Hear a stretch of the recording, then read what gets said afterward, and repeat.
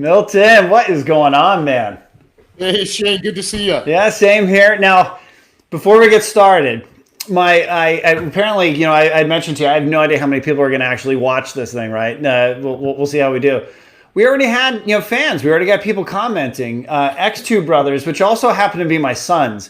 Oh, So I don't know if it means that that's all we're going to have here, but I got to give a shout out to them. that's okay. That's okay. They're going to walk away with some knowledge, man. That's all right? right. I mean, nothing like giving a 10 and 12-year-old some renovation lending knowledge. It's just what they need. So Very good. it's the homeschool thing. They're on the computer and YouTube and everything else. But thanks for seriously for doing this. For everyone who is tuning in, Milton to my right, I think, is on the screen. I've had a chance to work with him now for 4 or 5 years.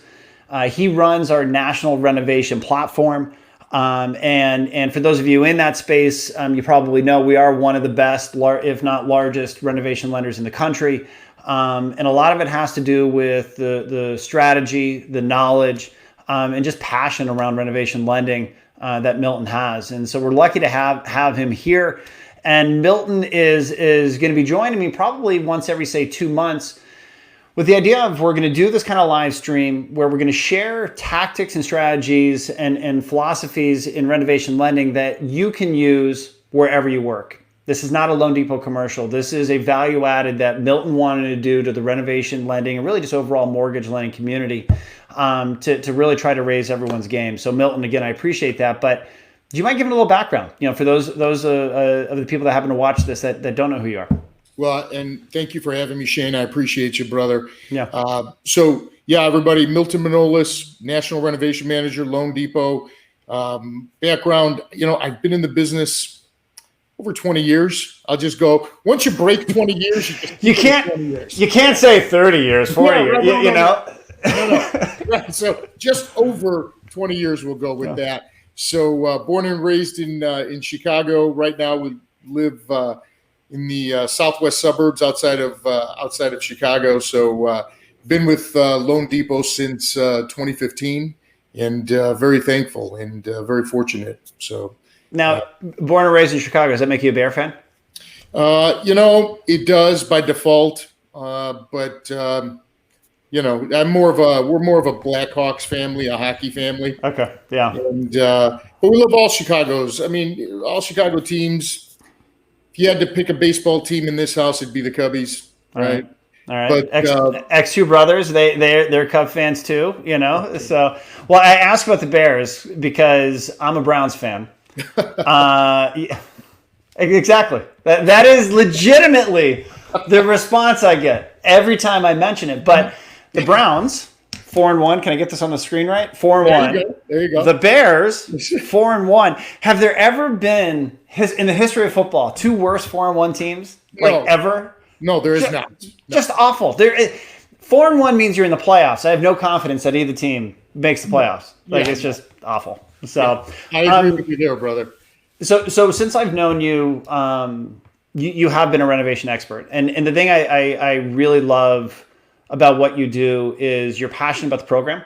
You educate not necessarily for personal gain, but really to make sure that this product serves as many families as it possibly can. I mean, you're doing education seminars for realtors and for originators. I've seen you talk to people that don't work here. Why? How did you get into it? Why renovation?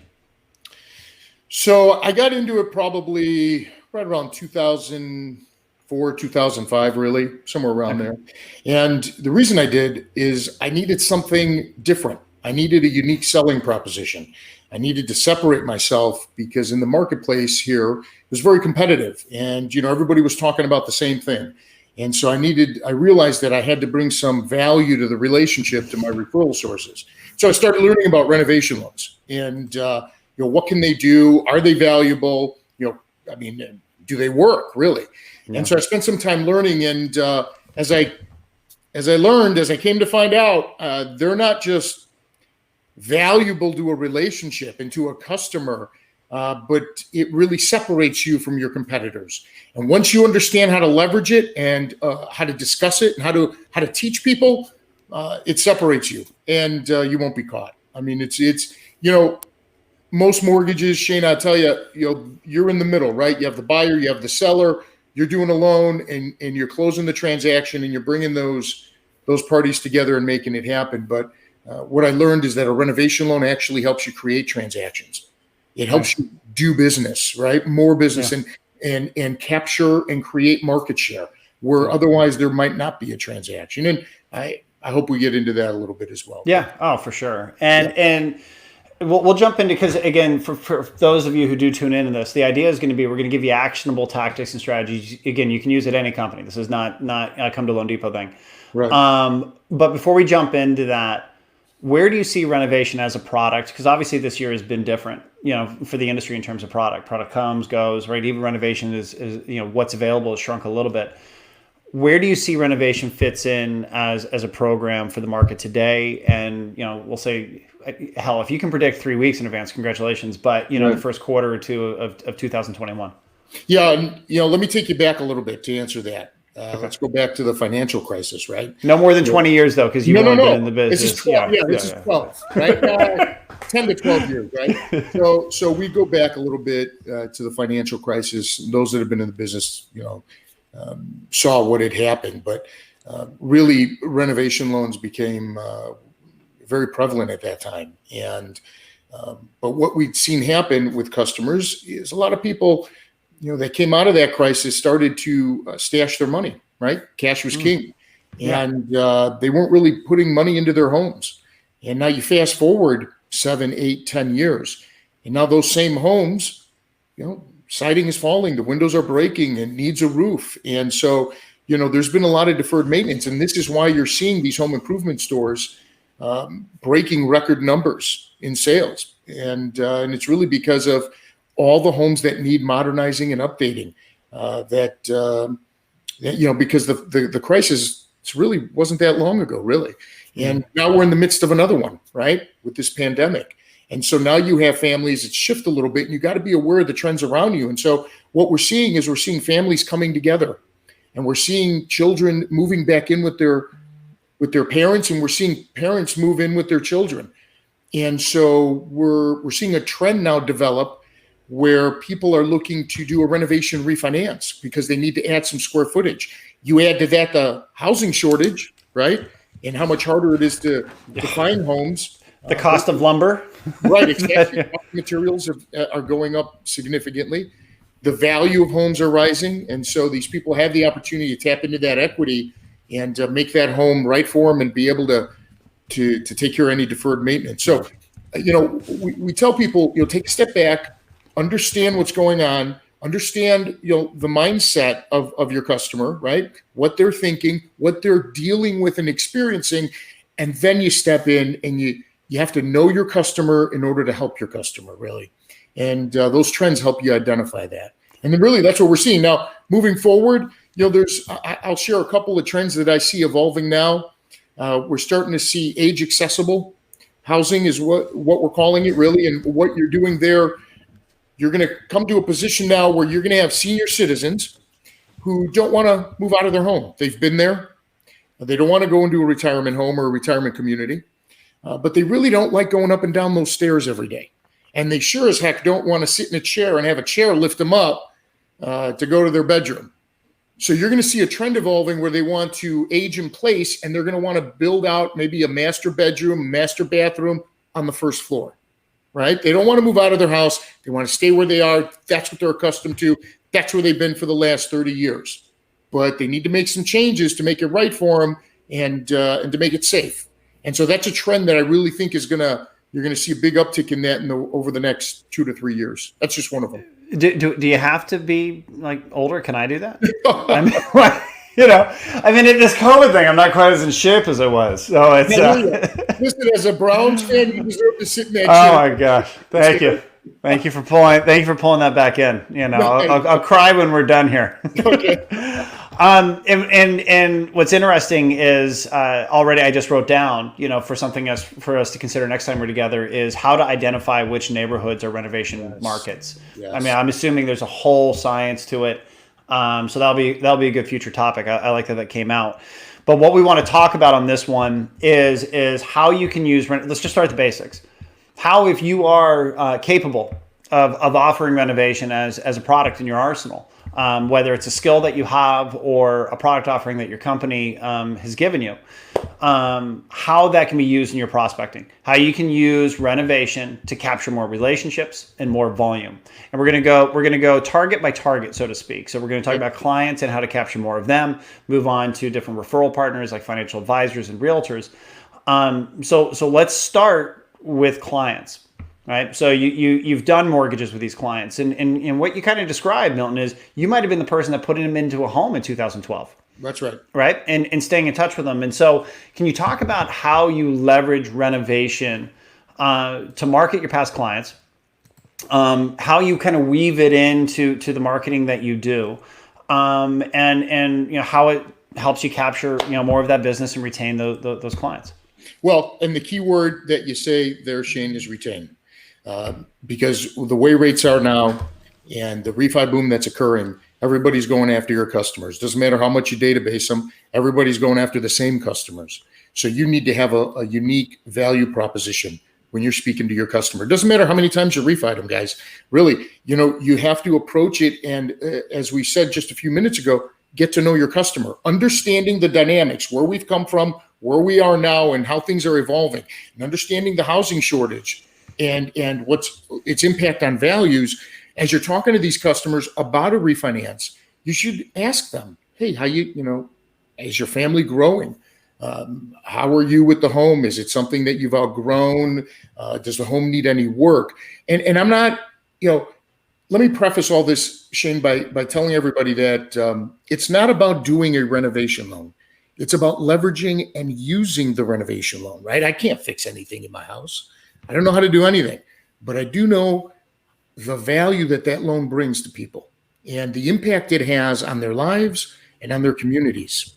And so, once you grasp that, it makes a big impact. So when I'm talking to past customers, you should find out about the situation of their home. Is there anything that they'd like to do to their home?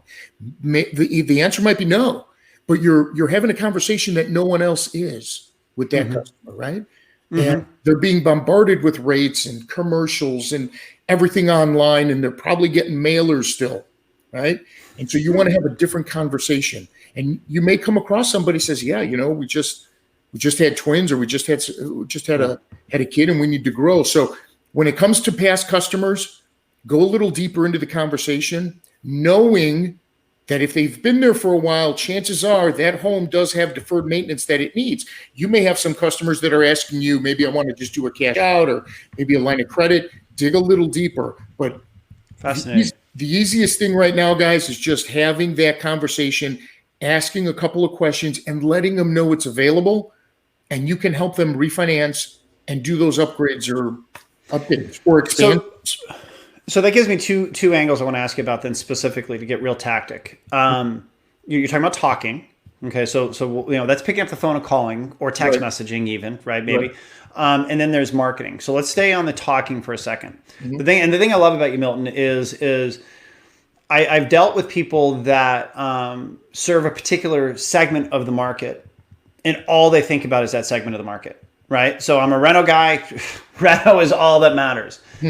And you've always tied it to the overall business. Like, hey guys, even just asking the questions maybe gets you in the door, but then you're maybe going to do a regular mortgage. That's right. Like it doesn't matter. So, but where does this weave into, like, if I've got my past clients, and part of what I do is I pick up the phone and call them, right? A lot of originators will do an annual mortgage check, right? Hey, what's going on with your mortgage?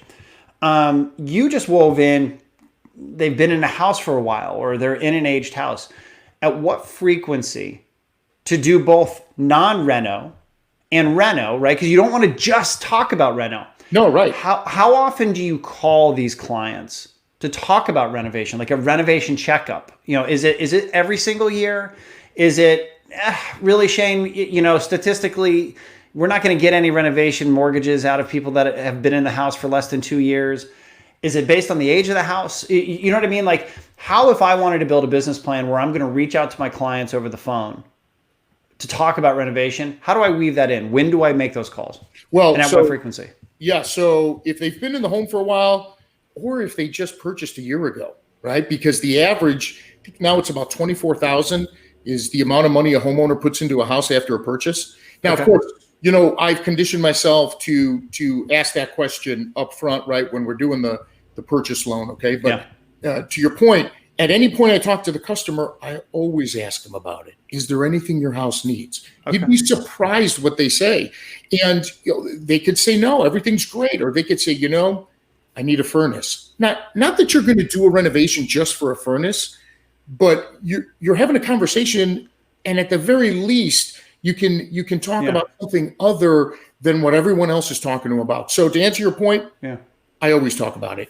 That doesn't mean it's the main topic, because it rarely is the main topic. It's up to them. If they make it the main topic, then we go, right? But all I'm doing is letting them know that there are options. And that's great. Even if it's not an option today, it could be an option in the future. Or if you know someone that finds a home or is interested in purchasing a home or refinancing and their home needs a little work, let me help them. So in other words, we don't need to design a specific renovation check-in. As long as you have part of your business plan that you're picking up the phone and speaking to your consumers, it's more training yourself as, while I'm on the phone with them, talk to me about, if you have any work in the house that needs to be done, any renovations that need to be done, yada, yada, yada. No, and that's the thing I like about that also is I want the consumer thinking about me as much as humanly possible. That's right. And consumers don't always, and clients don't always equate a mortgage professional that got them into the home, with a regular standard 30-year fixed as a renovation person. And so now you can begin to put that thought in their head. And so in between refinance cycles or in between purchase cycles, they're still thinking of you, right? And being that client for life. Now, do you also ask for referrals, right? Because I'm thinking of, hey, look, and by the way, when I say renovation, of course, I want to help you. But in the HGTV era, everyone, is thinking about renovations. Do you have any friends that you've heard lately, that are thinking about this? Do you ask that question as well? Oh, every single time. Okay. You always ask for the referral, but don't ever make it about you. And that's something I'd like to talk more about as we progress. But don't make it about you. Make it about them, right? Do you know anybody that needs help? Do you know anybody that's looking to purchase? If you know somebody that's looking, they want to, maybe we evaluate if they can save some money, or if they wanted to do some work to their house, now's a great time to look into that. If you do, just have them reach out to me. Keep it very simple, but don't make it about yourself when you're asking for a referral. Love it. Love it. Now let's talk about the marketing side, and then we'll pivot over to the referral partners. Sure. If you're developing, and there's a lot of marketing we can do. I mean, like almost over the top, and so we don't need to explore every angle, but let's just go with one of the old school tactics that almost every originator uses. Drip campaigns, like the constant communication, right? I'm going to send my borrower something once a month or once a quarter, whatever your time period is. And if you were not a renovation specialist, but you were somebody who wanted to be the full gamut, and I want this borrower to think of me for everything. In that sequence, let's say you're doing it every 2-month drip or whatever it is, where do you put renovation into it? Do you say, Shane, once a year, remind them through your marketing collateral on top of asking them every time you talk to them? Like, where do you slide that into your marketing behaviors and strategies? I would say a minimum of once, potentially twice, and you should do it in the spring and going into the holidays. And when I say going into the holidays, maybe, end of summer, August-ish. Okay. Because as people roll in, as the holidays get closer, you see an uptick in people inquiring about renovations. They want to host the holidays. They want to get a new kitchen. They want new flooring. And then they want to invite everybody over so that they could show it off. I mean, it's human nature. Oh, that's smart. Yeah. Yeah. As you're coming out of winter, as you're going into spring, obviously depend geographically, that's when the exterior becomes a good play, right? Because when they're outside and they see that, maybe they need some tuck pointing, a roof, some siding, windows need to be replaced or whatnot. So, you could if you want to get a little granular, you can focus on the exterior going into the warmer months. But at the end of summer, you go right into what the interior of your house can look like. Smart. And when you get a change of seasons, you're going into the summer. I need air conditioning, blah, blah, blah. Going into the winter, like you said, a heater, furnace. Oh, that's okay. No, that's great. I like it. Yeah. Let me share one more thing on marketing real quick, Shane. Yeah. So I tell every customer, every lead not just, I mean, everybody text me. I just find that people are more, they enjoy the text versus emails versus even calling, right? So when I'm talking to a customer that say we've closed, I let them know anything you need, send me a text message. You can ask me a question anytime. Yeah. And if there's anything the house needs or you know, whatever it is, you can always reach out to me and they'll do it. I mean, they'll send me a text message, but more importantly, they're going to keep your name and number in their phone. So when you call them and they look at their phone, they see Milton or they see Shane, right? And it doesn't matter if they're a lead that maybe goes away and not going to buy for maybe 6 months or so. You want to be in their phone and you know, you want to keep them in yours. And texting is a great way to do it. Do you also, just a random thought, if I'm doing renovation and I'm being involved with this, I'm going to develop a roster of contractors, plumbers, electricians. Do you proactively, when you, at the time of the close of the mortgage that you do, say, hey, look, text me for anything. By the way, here's a list of my preferred electricians, my preferred plumbers, what have you. Keep this list. And if anything happens with the house that even you don't need a renovation loan, I would just recommend these people because they're good at what they do.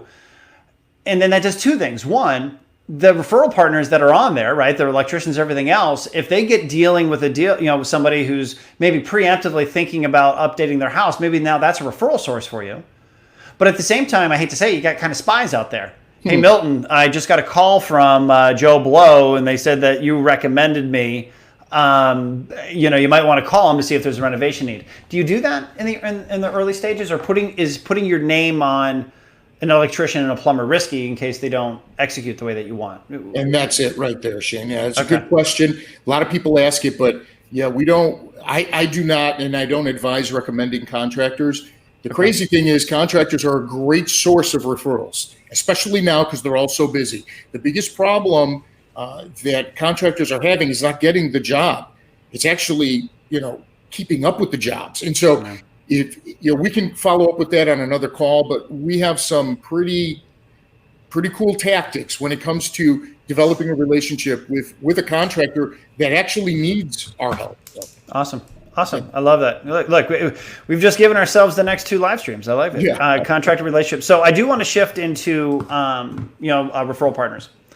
And we'll start with kind of one that people maybe don't think about when they're dealing with renovation, is financial advisors. And can you talk about, if you, again, were an originator looking to leverage your renovation offering to capture more relationships, how does this play with financial advisors? You know, in really just kind of any financial consultant. Does it have a play there? A huge play. It's actually a natural fit. It would be as valuable as a realtor, really. If you think about it, customers, when it comes to really doing anything, but to fixing up their house or purchasing a house, they talk to their advisor, okay? And there's really only 3 places customers get money from to do any work or to purchase. And it's either going to come from their savings or their investments. It's going to come in the form of credit cards, or maybe tap into their retirement funds. I mean, really, there's only a limited number of places you're going to be able to raise the capital, right? Yeah. And so the biggest fear any financial advisor has is not having control of their customer. And I use the word control loosely. In other words, they want to be able to surround their customer with every possible need that customer has. Yeah. And the biggest investment, quite often, is their home. So the financial advisor would love to be able to work with somebody who can not only refinance them and show them how a renovation works so that they don't pull it out of their investments, right? But also on transactions. They want to them, or purchases to them, it's a value that they're bringing to their customers. Of course, it's great for us to work with financial advisors, but it's great for them too, because now they're working with somebody who they trust, and they can take credit for having brought you into the picture and have provided that value. So now when a customer wants to put on an addition, let's say to our earlier point of maybe somebody's getting near retirement, they want to stay in their home, but they want to put in a master bedroom and bath on the first floor. Well, they're either going to liquidate some of their investments, or you can go step in and show them how they can tap into the equity, do a renovation refinance, and let those investments keep working. What do you think the financial advisor is going to want to do? You see what I mean? They may need some tax deductions, and they're able to have conversations with their customers that set them apart from other financial advisors.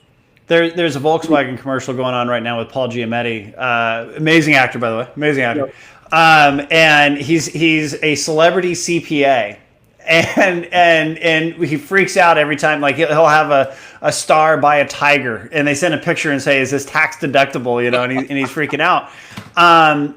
But it makes me think of this because, as a financial advisor, I don't want my client to drop 100 G's on a kitchen. That's right. When they could have maybe gotten a much lower rate loan, allow us to have more cash flexibility to invest and have security. That's right. And so really it's in a sense educating them to know, hey, yeah, if you're thinking about it, come to me and we can decide, do you get a renovation loan or not?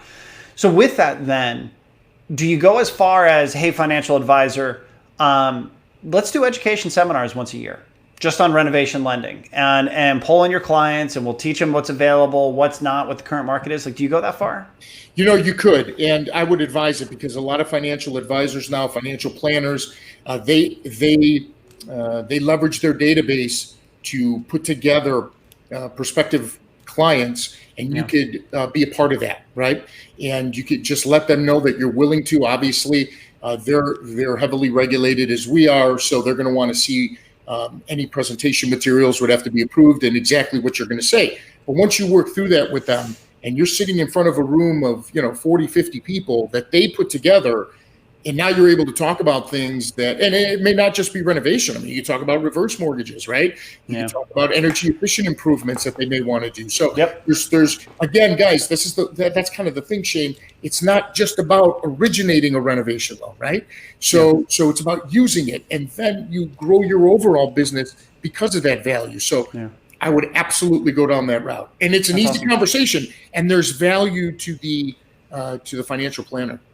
That's awesome. That's awesome. Yeah. And so now we do have a few people watching. So if anybody has any questions, feel free, because we can always pivot and ask Milton questions. As you can tell, he's basically got complete command of this. But let's move into the real estate community, and we'll bucket into three different buckets. Kind of realtors that maybe you just did a transaction with, maybe on the listing side, agents that you do business with, but maybe we want to capture more of their business, and then prospecting. But let's start with kind of closed transactions. We hear the call your listing agent, see how it went, and try to establish a relationship. And it's not an action that happens all that often. And I think sometimes it's because people don't actually know what to say when they're calling that listing agent. How do you leverage renovation in that circumstance, and following up with maybe real estate agents you just did a transaction with, but maybe don't have a long history with, like a listing agent? Yeah. So this is where the gold is, right? Everything to this point, this is where it's most impactful. Everybody says the same thing, and a lot of people will call the listing agent after a transaction, and they'll, talk about themselves, talk about their company, and that is meaningless, truthfully, right? Yeah. Closing on time, you're supposed to close on time. Having a decent interest rate, you're supposed to have a good interest rate. Those are the norms, right? What you need to do is call the listing agent and have a conversation about them, okay? So you're going to call the listing agent, and it could be, let's just for the sake of this conversation, assume that you closed a renovation loan, a purchase, right? So you're going to call that listing agent now, and you're going to ask them, are you having any pain points with any other properties, right? You see what we've been able to do here. Do you have any listings that you're afraid might not pass inspection? I want to be able to help you, and I can walk you through how that works. Have you had any transactions? This is probably one of the best ones you could use. Have you had any transactions where you had an issue with the home inspection? Okay. And so now you're telling them something that no one else is telling them, guys. You're telling them something they haven't heard before. Okay. And you're triggering it in their head. And you'll be surprised at how many will say, I wish I knew this a month ago, or I just had an appraisal come back sour, or I just had a home inspection, or I have another listing, but it's not going to go FHA, right? And so don't talk about anything that everyone else is talking about. Focus in, zero in on them, and you immediately call that listing agent. As a matter of fact, that listing agent should know you're calling, because you should call them during the transaction. Okay. And you should be able to deliver the bad news with the good news, right? When we get problems on appraisal, or when I get something comes up on a home inspection, a lot of people get upset about that, right? A lot of loan officers, consultants are like, oh no. I'm like, that's awesome. So now I'm going to call everybody up. I'm going to say, yeah, we got a problem, but don't worry, I got the solution. Here's how it's going to go. Okay. You have to take advantage of those scenarios. So as soon as the loan closes, you call that listing agent and you take that approach with them directly. Okay. Yeah. I mean, realtors want to work with originators, the originator that they trust on as many deals as they can. It's a control thing. It's a confidence thing. They know the deal is going to get done. They also want to work with people that are going to help make deals happen. That's right. Right. And you're solving a problem that a realtor that does get engaged in listings has, because at some point, if you're a listing agent, you're going to have a house that you're listing that has got either a hidden hot mess or an obvious hot mess. And there's going to have to be a way to finance fixing it. And it's not always going to be the seller putting cash out. Sometimes it's going to be getting this, knowing that they can get that money back. That's right. I like that. Yeah, Certainly like that. not in this market. These sellers aren't going to do that work, right? And there's a lot of homes that need that work. And so that's a great phone call. And like I said, Shane, you're not talking about what everyone else is talking about. You're telling them something different. Love it. Now, what about realtors that you're presently doing business with? So you've had a chance to work with them. You've closed a couple deals with them. They send you a lead every couple months, but they're doing more. Mm-hmm. Right? They're working with other originators in the market. How do you leverage renovation to become their core partner? To become the person they're sending the majority of their business to. So it's similar. A similar approach to the listing agent, right? The listing agent, you now have something warm when you're calling on that transaction that just occurred. But if you know you have an agent that's doing more, you have to now, here again, call them, reach out to them, talk with them, not about you, not about loans like you may have done in the past and how great our service is. You really want to talk to them about what their needs are and say, I want to be able to go a little deeper. There's some opportunity out there. I'm going to share one script with you, Shane, that I've used. It amazes me how many loan officers and mortgage consultants do not ask realtors about their own investments, right? There's so many agents out there that invest in real estate.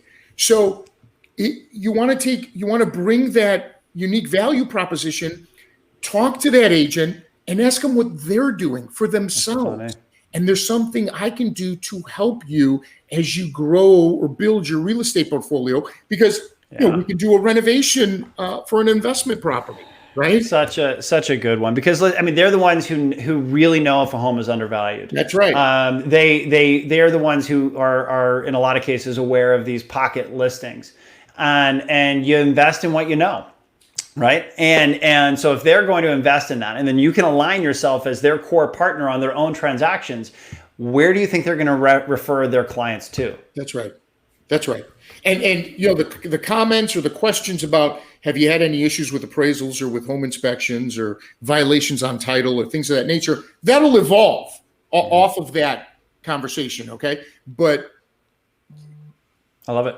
You just can't go into a transaction making it about you, or into a relationship making it about you. You really have to make it about them, and as it should be. Now, I promised that this call this live stream wouldn't go this long, but we're doing well. This is fun. We're going deeper. So I'm going to go one more, and then I'll let you get, man. I know you got a lot going on. No worries. Talk about. I've never met with this realtor before. Yeah. I've never even spoken to this realtor before. I guess there's two stages in this, right? The introduction call, as well as maybe the first meeting. But you've never worked with this realtor before. I'm assuming it's a lot of similarities in the other angles, but you don't have as long to talk to them, right? If it's a listing agent, you've got the trust built up, so they'll give you a sit down. If it's an agent you've done a lot of business with, or some business with, a non-core one, they'll still listen to you and talk to you. This is cold call. How do you, what quickly do you get out of your mouth to sound different? Like, that's one of your key things. leveraging renovation to try and get them to open up a little bit to say, yeah, let's talk a little bit further and get to know one another to see if there's value here. How are you leveraging this in your prospecting? Yeah. So when I first learned, Shane, the value and how these loans would impact my business and how I could use them, the first thing I did is started checking online at listings. Okay, you're going back a little ways. Mm-hmm. So what I would tell everybody: jump online, go to Realtor.com, go to whatever website you want to go, and start searching for that ugly house, or if you have access, that expired listing. Okay, look for the house that's the just biggest piece of crud you can find. Okay, nice word. I like that, crud. Yeah, and then and you call that agent. That's where you start, and that's how I did it. Love it. And one of the agents that we were able to develop a relationship with ended up being one of the #1 HUD REO agents in Chicago, and really they renewed their contract just recently, right? Really so so you want to make a cold call, identify that property that they may need help with. It's no longer a cold call. Now it's a warm call, love that. Because you're not calling about you. You're not even calling about them. You're calling about the property. And so now the conversation shifts. You know, Mr. and Mrs. Realtor, I see that you have this home. It's listed, you know, on Main Street there, or could be expired, and doesn't look like it's financeable. I want to help you sell this thing. I want to share some things that I've been able to do successfully in your market that I think we can work on this and make this happen together. Really smart. What do you think they're going to say? I mean, their reply is going to be how. Yeah. Right. And the same thing with expired listing, guys. Imagine calling an agent who had a listing expire and now presenting them with an idea to make that home ready for renovation and relisting it, and now being able to call. And that takes me back to the beginning where I'm telling you that renovation loans, they create market share. Yeah. That is really, really smart. I mean, it's relationship development with purpose, right? If you coming in blind, I have no idea what this person is interested in, intrigued with, yada, yada, man, you better be darn good to open up that person. But in this case, you know the struggle they've had. You're looking at the data, and so you're using that as an opener to begin the conversation and really create your target list. That's right. Yeah, that's good. That's really smart. I like that. Well done, man. All right, so obviously we could have kept going, but yeah, we're 40 minutes in. We've got some people still watching, which blows me away. That's how good you are. But anything else that I missed on? Anything in the prospecting universe? Because the next time we do this, we're obviously going to cover a different topic, or we'll call this good. Up to you. No, I think we're good, man. I look forward to doing this again. And listen, I'm open, Shane, to any. I'll give advice to anybody. I'll help anybody. Not, it doesn't matter. You could be at a competitor. There's plenty of transactions and money out there for everybody to be successful. And I love helping people. So, and this product is very special. So I'm available anytime. Thank you. You rock, dude. Thank you so much for everything that you do for us, for the industry. And we'll talk soon. Take care. Thanks everybody for watching. Bye-bye.